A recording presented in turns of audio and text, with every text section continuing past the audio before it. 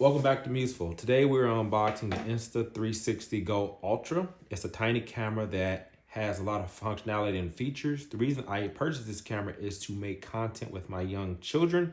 I'll be focusing on content from their perspective and their viewpoint. This camera is fairly new. It came out last month from Ultra 360. From Insta360, I'm sorry.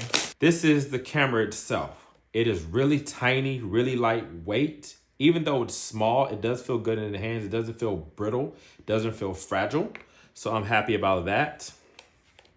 Some other items in the box, nothing fancy there. But this is the key feature that I'm interested in. So this is the lanyard that goes around your neck.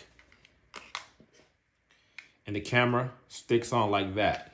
So the camera is magnetic. It can stick to different sources in different areas. So it allows you to have that functionality as well. This is a digital viewfinder. You can see the camera itself when you clip it in, and I will give you a more robust breakdown, but this was just a quick unboxing and give you an overview of why I purchased this camera. Stay tuned for more content. Thank you for watching. Please like, follow, and share. So let's turn on the Insta360 Ultra.